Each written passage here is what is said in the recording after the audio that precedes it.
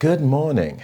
It's fantastic to have you both here with us this morning to talk about the series that we've been having here at the Capital Club with Women in Business about allyship.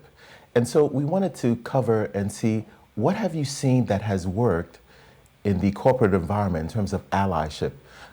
Mo, could you share with us something that you have seen that has worked? Sure. First of all, thank you so much, Greg, for inviting me to this. It's a pleasure being with you and with Mina today. The first thing I think is that we need to speak more about this. We need to really, if I'm a manager, I hire a talent, not hire for a diversity. This is very important that we show that women and men are equal in talent. The second thing is that we need to show the successful role models of women. When we show this, one of the campaigns that we did recently showing the great examples of women in tech, it really makes a lot of difference. The third thing I think is that we need to discuss it openly. It is not about men only or women only. Again, we are all equal.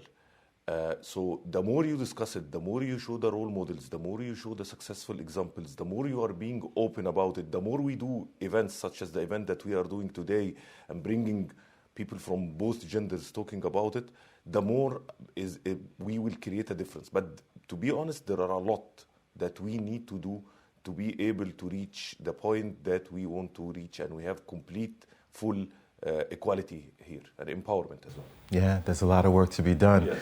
And one of the things that we've always talked about is around unconscious biases and how that plays a role in allyship and mentoring. Mina, what have you seen in terms of unconscious biases and how that impacts what we see in the working environment? No, it's an excellent question, Gregory. I think before answering that question, if I may, let's just define what allyship is about.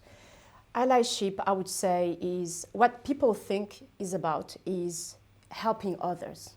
Most of the time underprivileged, underrepresented. That's not the case. First, to be a good ally, you need to be a good ally to yourself, right? And I think there are two things about allyship. Is the first one is to have the empathy to understand what you are going through as a person, what I'm going through myself as a person, and the trauma that I went through, because that's the reality. Once you understand that and you have a great level of empathy that you've worked on yourself, the second step is to take actions. And that's the difference between one friend and an ally. An ally is standing up for yourself, for another person, and also defending other underprivileged or underrepresented person. In terms of unconscious bias, that's where the work on yourself comes in, right? It's, for example, when you met me for the first time or when I met Mohamed for the first time, I straight away have an opinion or a judgment about the person. Mohamed, you just said before we started that you were a presenter before. Who would have thought? Me, I started my career as a translator. So there are things that we need to go past, and to go past unconscious bias, you need to do work on yourself first. I think that's what is important. That is so key, that part of the change that needs to happens first at home. Then you're in a better position to help others and to have empathy for others in the work environment. And so what more do you see that can be done in the corporate environment to foster this culture of allyship in the corporate environment? What more can corporations do to help? A lot, and especially corporation or large organizations that can change. They are already changing the world in terms of products, in terms of technology, and so on. So I think a lot here, and to be starting again. I really like what Mina mentioned here. To be starting from inside. So each one of us, it has to be in the DNA of every employee that this is not a nice to have. It is a must have to be to be an employee in a company, that you must believe in this. Otherwise, there is no place for you, to be honest. It cannot be left to people in different ways, because you have to at some point. It's not enforcement, but it is emphasizing on the importance and the culture. You know, every company has a culture or has its own culture. And it is very important that this, to make it very clear from the beginning, that this is our culture. If you believe in it, then welcome. If you do not believe in it, then don't join us. But it needs to be really give the empowerment on this. Talk about this more. Do round tables or do events that really explain this. Stop saying that we are looking for diversity. Look for the talent. Emphasize on the equality, not the diversity, because at the end of the day, we are all talents at the end of the day. So I think there are a lot, and internally and externally. This is just the internal piece. External piece is even more important. What are these organizations doing for the students, the girls, in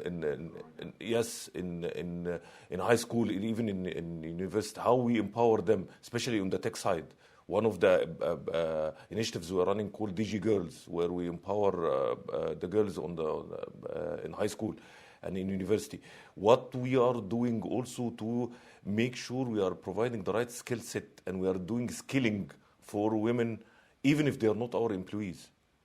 This is also another very important thing that the big organizations can do. So skilling, empowerment, readiness, increasing the awareness, amplifying the role models, sponsorship of talents, whether students or even in sports, anywhere. So I think organizations can play big part on this topic. Yeah. And you're absolutely right. I agree with you, Mohamed, because as a matter of fact, about a couple of weeks ago, a client CEO came to me and said, how can I foster allyship in my organization?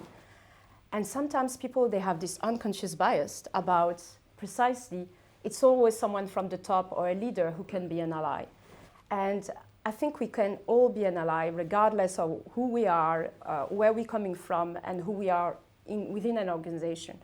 It's a baby step. You just work at your level to do the right thing. And when you see something that is not right, you call it out as well and you stand up. And I think it's those small actions that leads to bigger action, and as a matter of fact, creates a culture. Another point that is important is the culture. And I think it's more about having the values and living them. And I think that's an important point.